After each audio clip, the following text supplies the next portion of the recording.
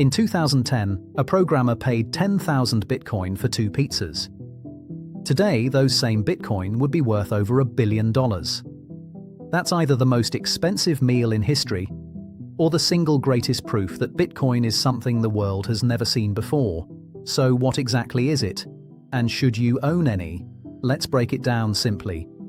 Bitcoin is digital money. That's the simplest way to describe it. It's a currency that exists entirely online. No physical coins, no central bank, no government controlling it.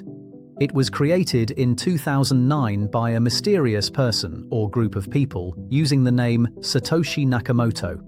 To this day, nobody knows who Satoshi really is. They published a document called the Bitcoin White Paper, launched the network, and then disappeared. So how does Bitcoin actually work? Traditional money works because a central authority, your bank or your government, keeps a record of who owns what. If you send someone €100, your bank updates its records. Bitcoin removes the middleman entirely.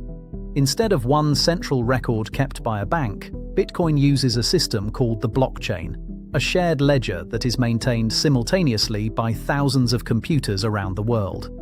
Every Bitcoin transaction ever made is recorded on the blockchain. It's public, it's permanent, and it's almost impossible to tamper with. To change any record, you would need to overpower more than half of all the computers on the network at the same time.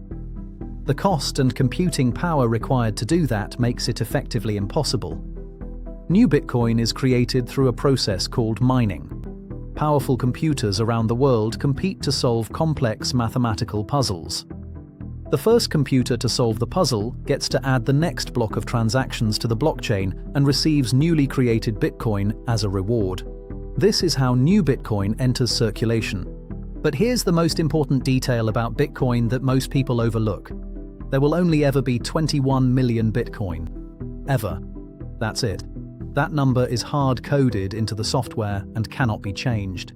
Nearly 20 million have already been mined. The remaining ones will be released slowly over the next 100 years. Compare this to traditional currencies. Governments can print as much money as they want. The more money they print, the less each individual unit is worth. That's inflation. Your savings buy less every year. Bitcoin was specifically designed to be the opposite. A fixed supply that can never be inflated away. This is why many people call Bitcoin digital gold. Like gold, it is scarce. Like gold, it takes real work to produce. And like gold, many people hold it not to spend it, but to preserve their wealth over time. Now let's talk about the elephant in the room, the price. Bitcoin has had some of the most dramatic price movements of any asset in history. It went from essentially zero in 2009 to nearly $68,000 in 2021. Then crashed to around $16,000 in 2022. Then climbed back above $100,000 in late 2024. If you invested €1,000 in Bitcoin in 2015, it would be worth over €300,000 today. But if you invested at the peak in November 2021 and sold at the bottom in 2022, you would have lost 75% of your money.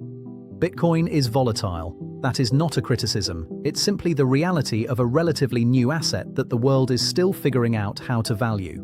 So who actually uses Bitcoin and why? Some people use it as a store of value, digital gold they hold for the long-term betting that scarcity will drive the price higher over decades. Some use it for international transfers, sending money across borders without banks or fees. Some use it in countries with collapsing currencies where Bitcoin, despite its volatility, is more stable than the local money. And some use it simply because they believe it represents a fundamental shift in how money works, removing trust from governments and banks and replacing it with mathematics. The criticisms are real too. Bitcoin uses enormous amounts of energy to power its mining network.